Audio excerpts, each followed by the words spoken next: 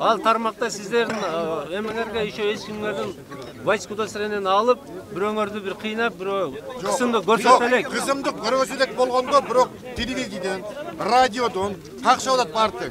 Эгерде с 1 апреля 1 апрелден баштап у кого не будет страхового полиса, автоматически 500 сомов штраф и на штраф стоянку отводит машину.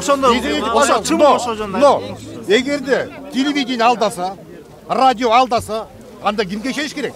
Радиодан какшы отпайбы? Ал вопростор саат 5-те чогулганда, мына мэриядан чогулабыз, ал маселени биз дагы көтөрүп сүйлөшөбүз. Проблемалар чечилгенче гаилер колпачты берсинби бизге? Чечилсин давай, но проблемалар. Я не снимаю с себя ответственности, что есть проблемы в городе, но мы, вернее вы, должны быть организованы. У вас есть ассоциации, председатели ассоциации. Вот то, что вы говорите сейчас, нужно делать через них. И нужно совместно, сообща работать. Вот это плохо. Поэтому я говорю, у вас есть ассоциации. Вы ведь организованные ребята. Только так совместно можно что-то решить. Пусть... У вас есть директора, вот и руководители. Через них нужно работать.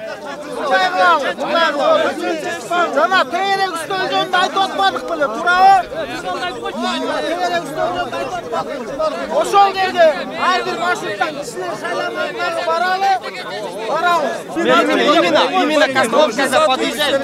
Они требуют 30 сантиметров. Что хотите? Как парковаться 30 сантиметров? Коллапс сделают.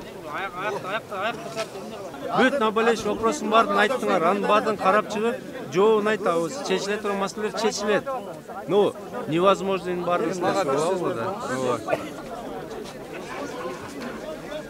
Название маршрутки так, или название другого постойки тогда. А до этого вопрос поднимался. Директора фирм приходили, слушали, почему директора фирм не идут, не проводят разъяснительную работу с водителями. Требования: штрафы уменьшить, высадку, посадку разрешить. Мы перевозим с детьми пассажиров. 500 сом за форму. С детьми пассажиров, инвалидов перевозим. Ну как мы не можем его высадить около своего дома? Сейчас штрафы увеличили на пешеход. Пешеходам увеличили штрафы. И все, маршрутники виноваты. Во всем виноваты маршрутники. Где-то авария случилась, это Кырсык. Обратно маршрутники виноваты.